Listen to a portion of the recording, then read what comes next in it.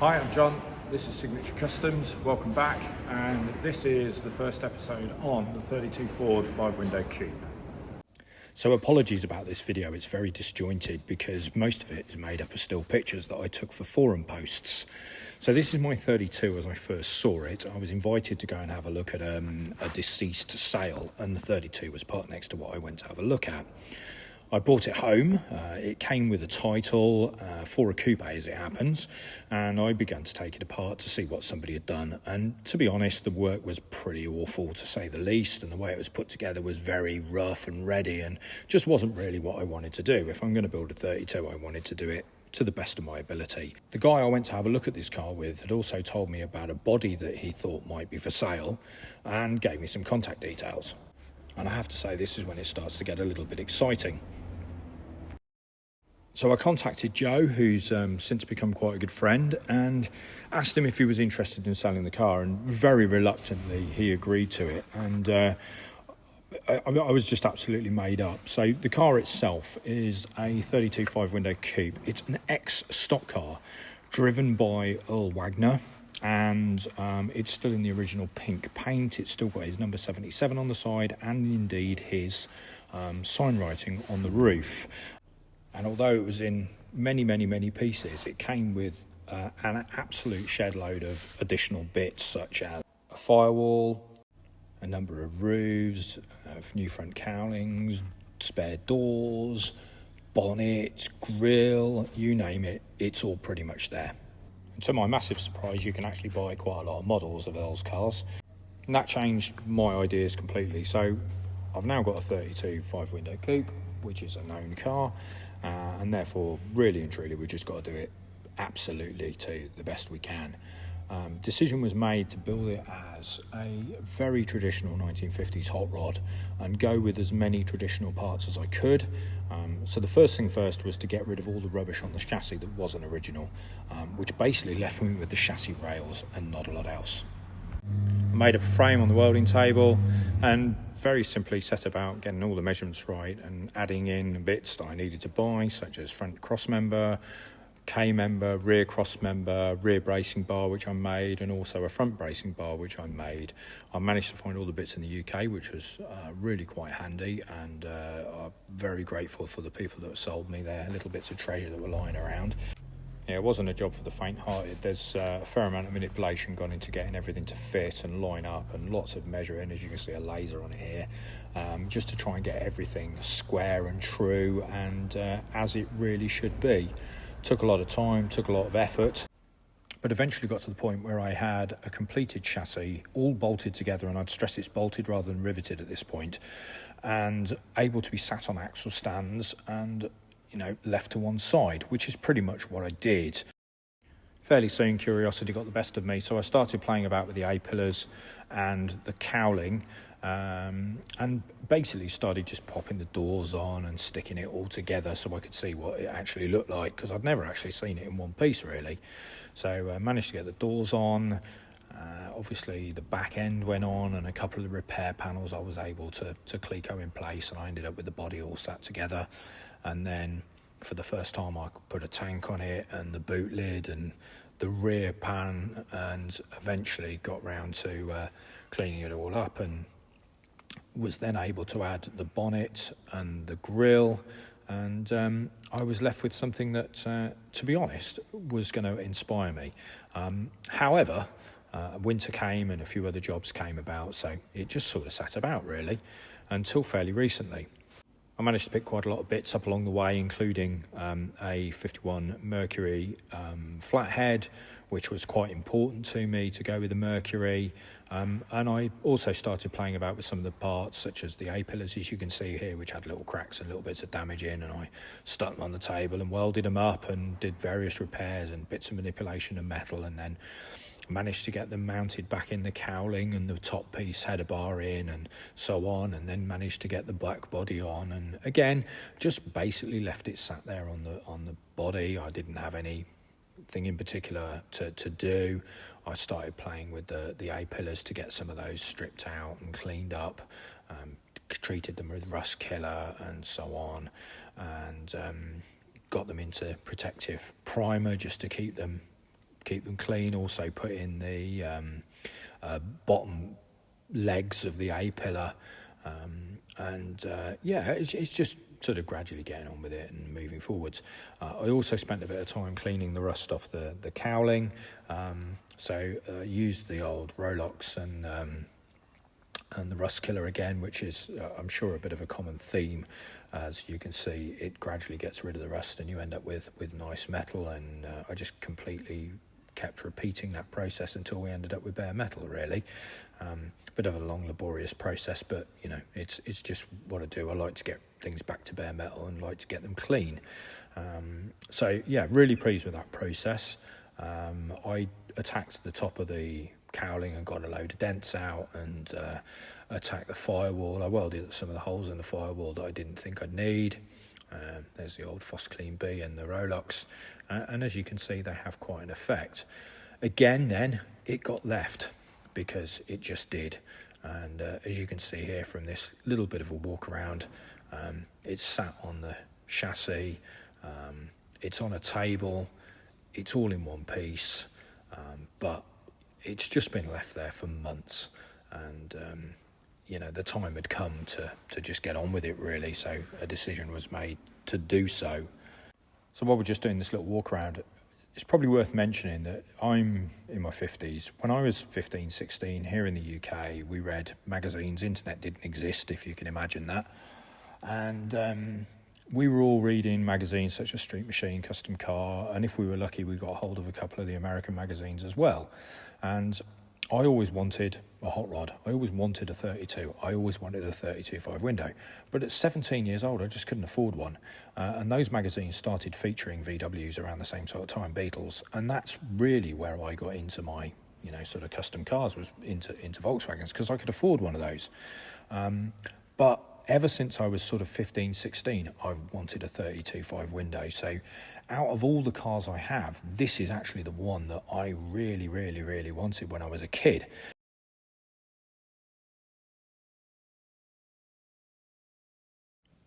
So anyway, forward wind, and I've had this car for about a year and a half, maybe 2 years now, and I've done the chassis and I've done various other tiny little bits, but I've never really had a massive push on it. And one of the reasons for that is because I'm not too sure how the subrails are supposed to go. I've done various videos and so on and so forth and watched various bits, and I'll be honest, I've always struggled with trying to work out exactly how they work, and because I've always put it off and so on, and to be honest, I really like it just sat there in the workshop all in one piece. To do the subrails, I've got to take it all apart and basically end up with bits lying around the workshop again, and you know, that could take quite a while. So I've always been a bit reluctant to do that. Anyway, a couple of things have happened which have stirred me into perhaps getting on with some work. So one of them is I've started recording for YouTube, and as I've said before, when you're recording stuff, it really does spur you on to get on with some things. So that's one reason. The second reason is I actually took a bit of a plunge on the subrails and decided to ask a couple of questions on one or two of the Facebook pages for 32, 33, 34 Fords. And a couple of people have commented, "Oh my God, you've got that car, I can't believe it, I've got memories of this, I've got memories of that," which is exactly what happened when I was putting it on the ham in previous times and so on. So it's, you know, I'm aware that it's got some memories for people, and I'd really like to get this thing built. So just recapping to the engine, which came from a friend of mine, and I believe is a 51 Mercury coupe engine. I've got my son here today who's doing some work experience, so I'm trying to find mechanical stuff for him to do. So he took the gearbox off yesterday in the bell housing, and we took the clutch out, and then today he's going to take one of the heads off so we can actually find out whether it is a 4-inch stroke Mercury engine.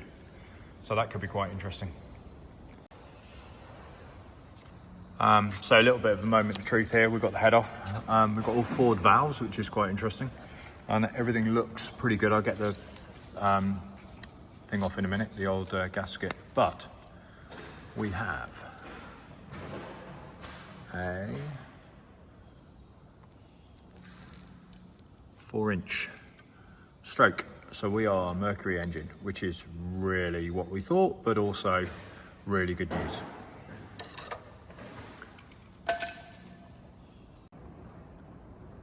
My lovely 32 has been neglected, and it's sat here for far too long, mainly because it looks pretty sat on the chassis, but I think it's time to do some work on it. So first things first, I need to lift the body off the chassis because the subrails need doing. I think that's the first port of call, so I'm going to do exactly that. Done a bit of prep work on this, just got it up on a little motorbike stand just to get the frame up in the air. Taking the main body off, which is now sat just there. I say main body, I use the words loosely. I want to try and get some work done on the subrails. I've been doing a little bit of investigation. These subrails that sort of came with the car are not very good. They're not the sort of complete all-in-one setup. They're multiple panels, there's 5 for each side I think, and I'm going to struggle a little bit to work out exactly how they go and where they go. However, a set of subrails is £400 or £500 plus shipping plus duty, and it just works out absolutely ridiculous with them coming in from the States. So first things first, I haven't touched this in a long time, so I am literally just going to clean off the top on both sides, just so I've got some sensible metal to look at. I've already cleaned up some of the insides on this and given it a rust treatment because they sort of started like that.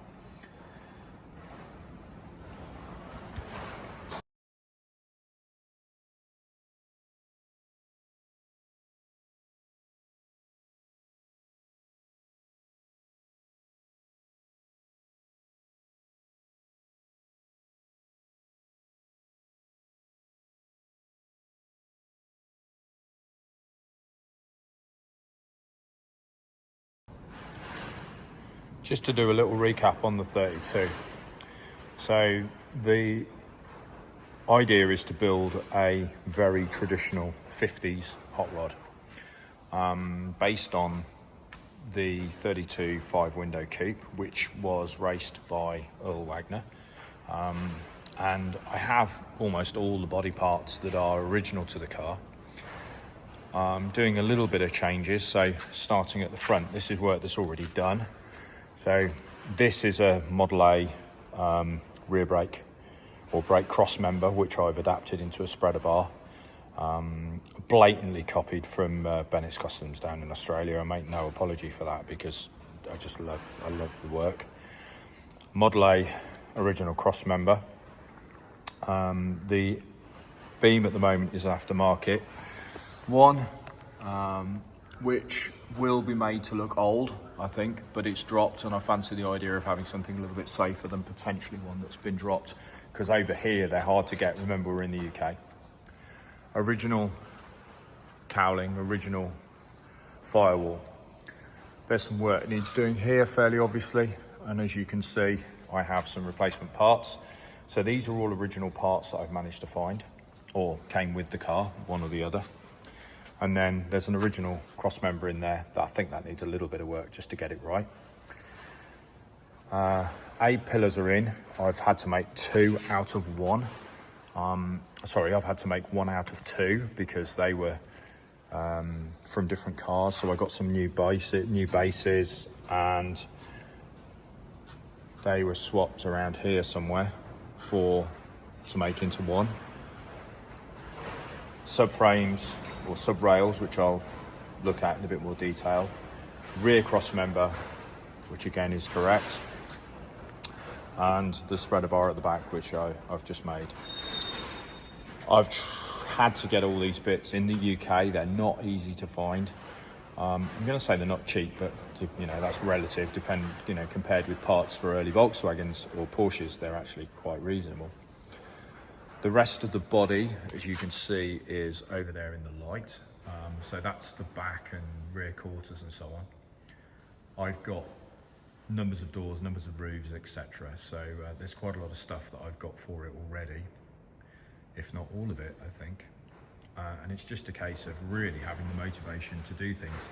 So as I've mentioned before, one of the beauties of doing this YouTube stuff is that actually it does motivate you a little bit.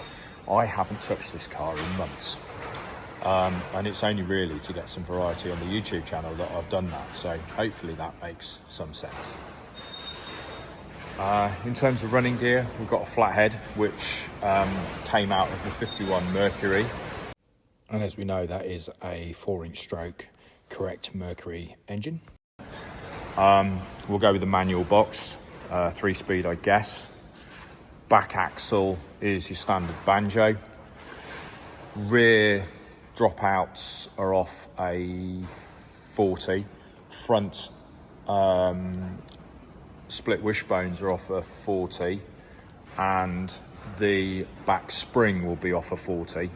Actually, the rear axle's off a 36, I think, as are the rear arms, but they'll be converted to deuce brakes. So very traditional 50s is the way we're going for. It will be painted in pink, it will carry the number 77, and it will carry the Earl Wagner name on it, because I think that's really important. Okay, so I've stripped off the top layer of the chassis rail. I've taken out one of the bolts that's holding in the cross member at the front. So common sense would dictate that that lives in there, and I'm not too sure whether it goes under or over or how that lives there. I'm really not too sure how that works at this moment in time. My gut feeling is it goes under. So then I've got this panel which seems to go all the way back, which looks fine and probably just needs a bit of clamping in place. Just get that clamped in with a couple of vice grips.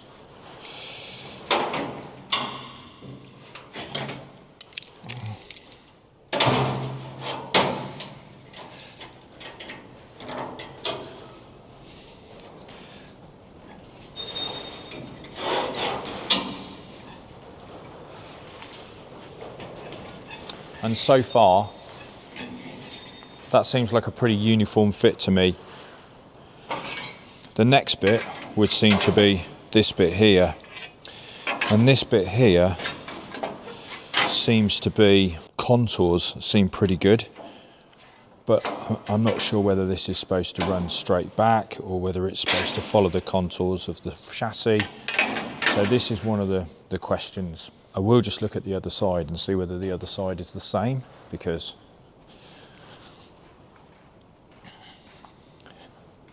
obviously that sort of makes sense that it's the same. So if I push that forwards and get that to there, and then go with this bit here,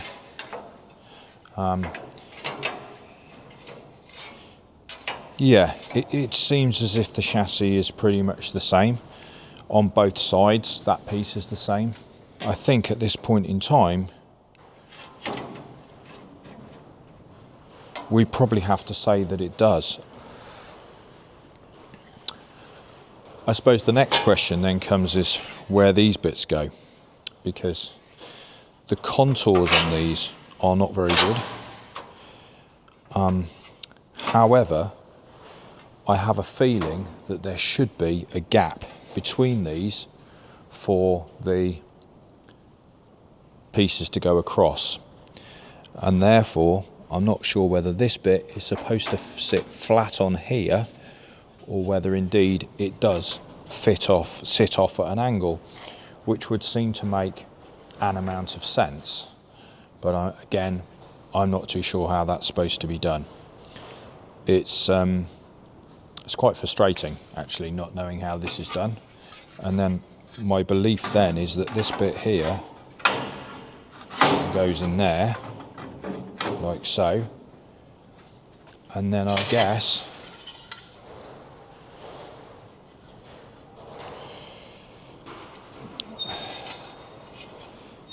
this bit here goes in there.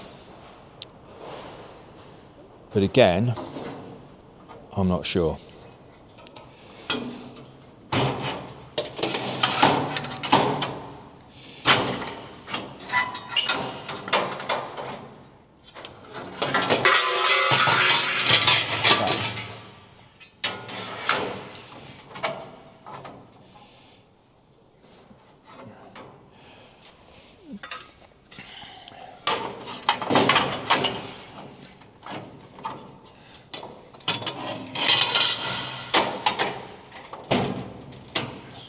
If I had to make an educated guess, I think it would be that.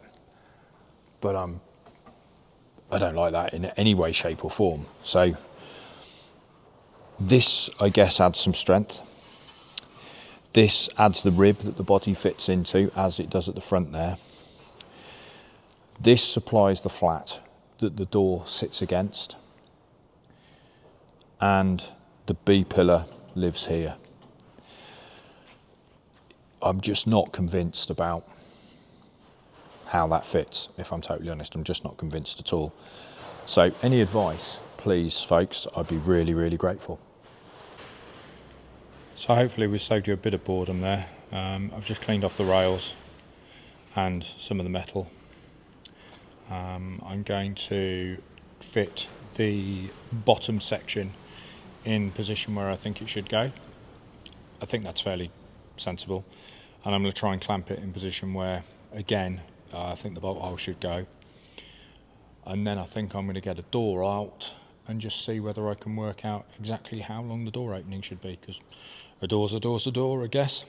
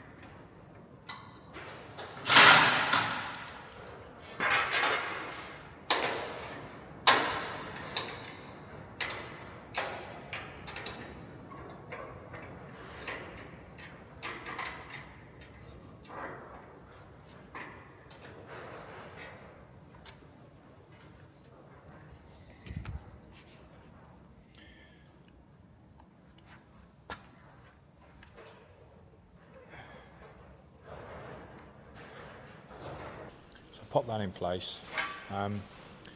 It lines up fairly well at the back here. Quite pleased with that.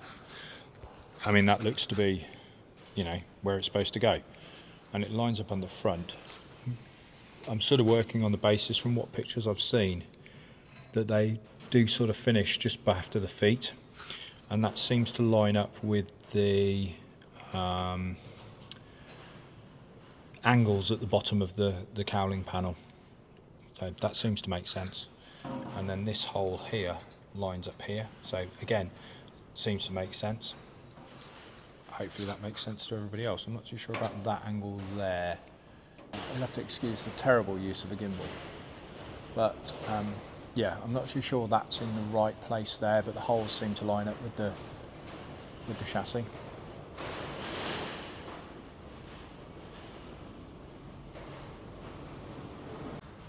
Little bit of a play about with the bottom here. Obviously just doing this bit by bit. What I've done is, in essence, I've pulled the cowling in here, so the cowling's now on a vice grip, and then what's happened then is that's pretty much lined up with the bottom, which is good. So I've used the cleek hose here just to pull this into shape to the A-pillar.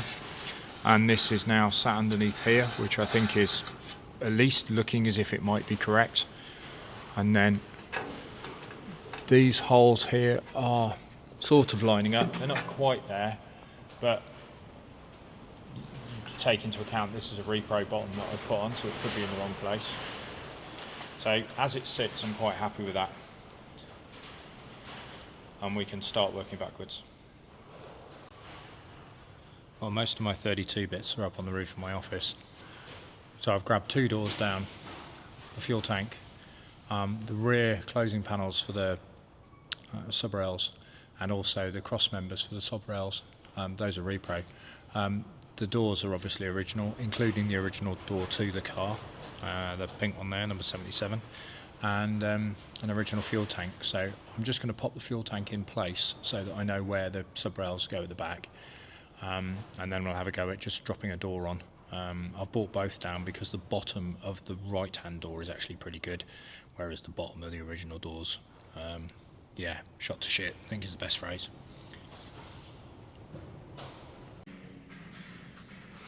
So I've just fitted the tank in That's gone in perfectly in the original holes, which is really good. The tank's had a bit of action down the back of it, but I'm guessing we can probably straighten that out.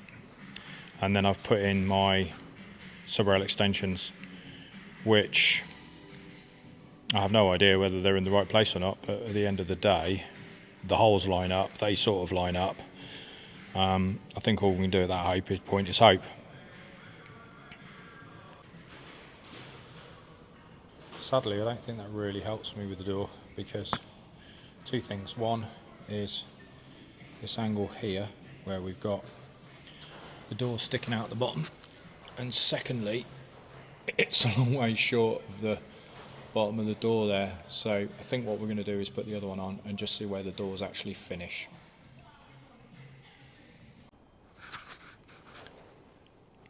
I've managed to lift the bottom of that rail up slightly. You might be able to just see where I've done that to get this under piece in, door jamb, whatever.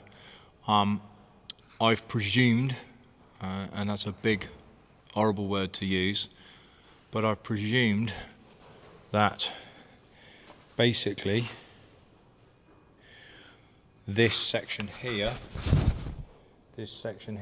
runs straight down here over the top of this section of the subrail, which gives us a straight edge. And once that's got a straight edge, I'm then going to presume that this becomes the next section of that straight edge. So we'll try that in a minute. The door is a long way from perfect, but it's not bad at the bottom, and obviously there's a bit of movement in the gaps at the front which we're going to need to address at some point, but just at the moment I'm pretty pleased with how that's looking, considering I've got no idea how these are supposed to go together. I'm quietly optimistic. I've done some investigation on this overnight and done a few look through a load of videos on YouTube. The best ones I can find, just by doing a basic search, Derek's at Colton and Rod Shop. Can't remember which Derek, sorry and apologies. Derek Fraser, and he uses the same kit as this on a couple of his 5-window projects that he's got going on, or had going on. They're a couple of years old now. The difference being that he uses Brookville back pieces on the tops, which I haven't got, and shipping to the UK from the US is just catastrophically expensive. It's ridiculous. I ordered these bits from America, and 2 of these and 2 bottoms for the A pillars and 2 bottoms for the B pillars, which amounted to 140 quid, were nearly £600 by the time they got here, which is just ridiculous. So, you know, you can imagine ordering subrails, which are going to be big items. Anyway, so the idea is that I'm going to just trim these to fit in here, simple trim. And then the other thing I've discovered is that these panels, again, just by looking across, these panels here are far too deep in this angle here, so they're far too deep in here, and they're also too deep through here. So what I've done is just mark this out with engineer's blue, and then I'm just going to run a scribe line across there, and basically that will allow me to get the depth from the same as this. Simple as that.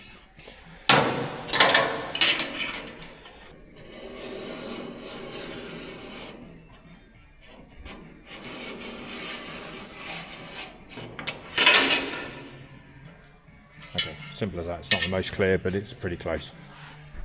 So I've got that pretty much level. There's a couple of bits on there that just need leveling up, so I'm just going to file those.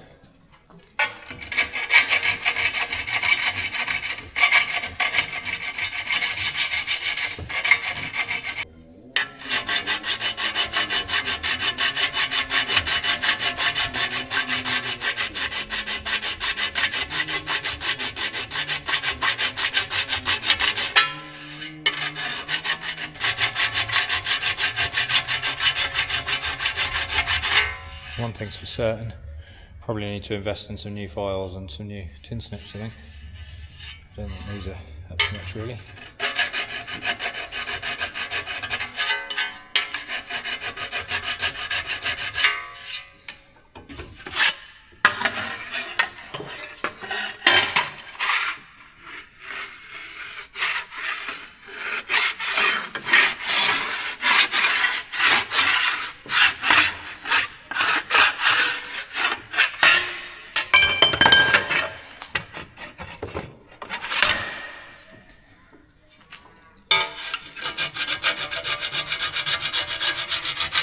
I've cleaned up those lower subrail sections and I've just marked that out with a scribe, and then I've cut it.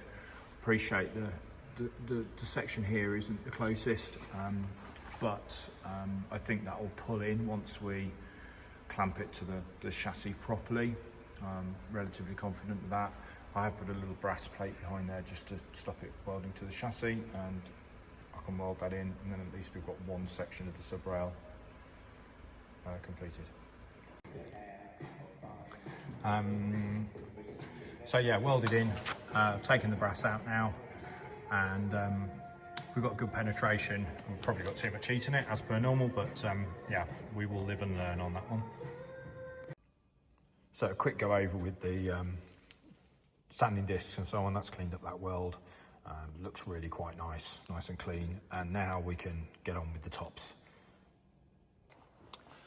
So that's where we're going to finish this week. I really wanted to do an introduction video on the 32. It's really disjointed, mainly because they're all still pictures rather than being video at the beginning. But I think it was important to just get a bit of a catch up as to where we were and where we started. Obviously we are now completely caught up, and I'll continue to do some work on the 32, and the tops of the subrails will go in next. And then hopefully we can start mounting the A and B pillars. So hopefully you've enjoyed it. It's a bit more mainstream than the Rolls-Royce and the Travco. So yeah, as I say, hope you've enjoyed it. If you have, give us a like, subscribe, leave us a comment, and hopefully we'll see you next time. Thank you very much.